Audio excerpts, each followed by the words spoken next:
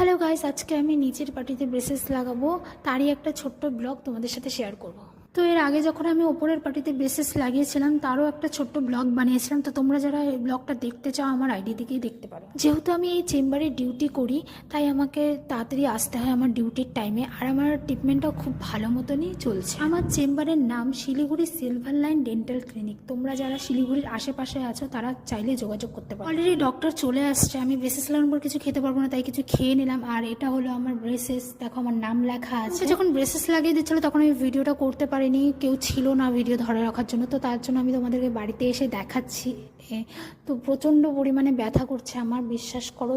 দু সাইডে একদম চলে যাচ্ছে, উপরের দিকটা প্রচুর টাইট করে দিয়েছে আর নিচের দিকটা লাগিয়েছে। আর যেহেতু আমার নিচের দিকে একটু দাঁত উঁচু নিচু ছিল, মানে টেরাবেড়া ছিল, সেটার জন্য আর কি বেশি ব্যথা লাগছে। তার জন্য কিছু ঠান্ডা জিনিস খেলে আর কি একটু আরাম পাচ্ছি। কিছু পেতে গেলে তো কিছু সহ্য করতেই হবে। তো তারপরে আমি ম্যাগি খেয়ে নিলাম। ম্যাগি খাওয়ার পর প্রচণ্ড পরিমাণে ব্যথা করছিল, তো তারপরে ব্যথার ওষুধ ছিল, ব্যথার ওষুধ খেয়ে নিলাম। তো আজকের জন্য এইটুকুই, বাই বাই।